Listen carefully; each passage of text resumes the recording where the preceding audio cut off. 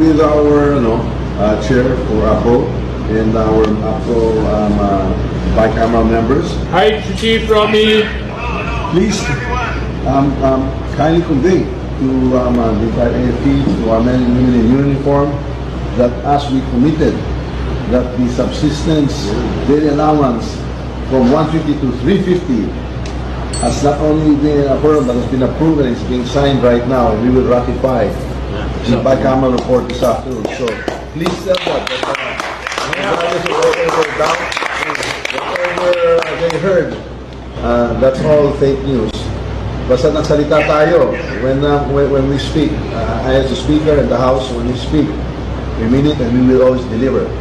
You are top priority, sir. Please tell the men and women in the AFP, top priority po kayo, and we are fully committed to support all of you and keep your morale high and to always take care of you. Please convey that. Thank you. Mabuhay ang AFP. Mabuhay kayo lahat. Salamat, sir. Okay. I will relate this, sir, to the troops on the ground, and then I will include this in my speech during the AFP anniversary. So that is signed here in the BICAM. It will be ratified tonight in the plenary. We will ratify the budget on Wednesday, and the President will sign it into law. That is as good as gold. So I just wanted to allay any fears that there was anything other than what we had committed in some balance to you and to the troops. Mabuhay. Maraming salamat, sir. We look forward to our fellowship on the 13th, Aguinaldo. Oh, yes, sir. Yes, sir. Okay. Mabuhay. Merry Christmas to all. Thank you. Merry Christmas, sir. Thank you. Magandang regalo ito sa mga sundalo, sir. Yes. Thank you. More will be coming. We'll be looking for more ways to support the troops. Assure them. Yes, sir. We assure them more for next year. So.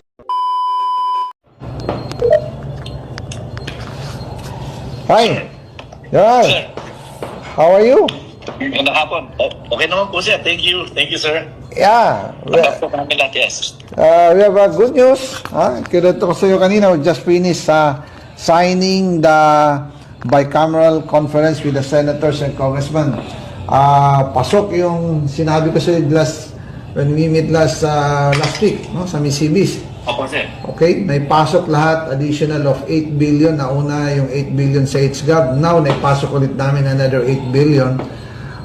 That's 16 billion. So, total yung buong 350 pesos na...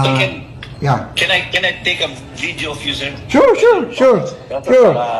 Yes, sir. I can show it to the staff, sir, as the personnel when I talk to them next on the 14th, on the Saturday, sir. Thank you. No Yes, sir. problem. Maganda yan malaman ng mga staff na we are taking care as per instruction by our speaker, instruction by the president. Ano yan? Maganda yan na malaman ikaw sa Solcom. You have to malaman ng mga troops natin. And actually, we'll see you on Friday. Are you coming sa Dadating ka ba sa Yes, Friday? sir. Oh, December 13. Yes, sir. Doon din ang Sa formal natin. Oh. Opo, sir. Sa evening na siguro, sir. Evening. Kung dadating si speaker.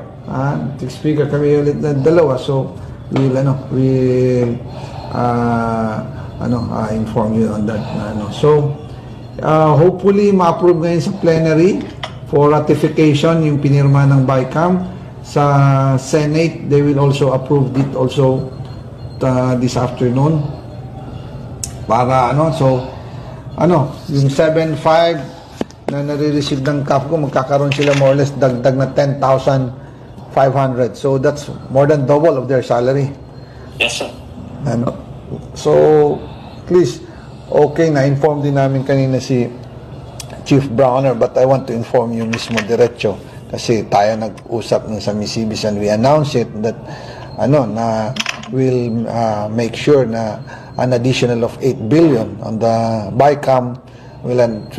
Thank God na we're successful tayo na naipasok natin ito sa kasundaluhan. So please inform our soldiers na natuloy and then the president will approve the budget more or less December 20. So once approve yan starting next year, meron ng allocation ng ating mga kasundaluhan ng 350 pesos a day na subsistence allowance. Maraming salamat po, sir. Makakarating po, sir. I'll show the video to all our staff and mga sundalo po dito sa Sorpong, sir. Yes. Maraming salamat po, sir. Thank you for your service. Kami here to support the AFP, the milkmen in uniform. So, yung mga black propaganda dyan na we are close with the left, hindi totoo yan, no? Gawa-gawa nila yan para lang, alam mo na, yung mga budol-budol dyan. So, anyway, that's it. We're successful and thank God na tuloy to. Yeah.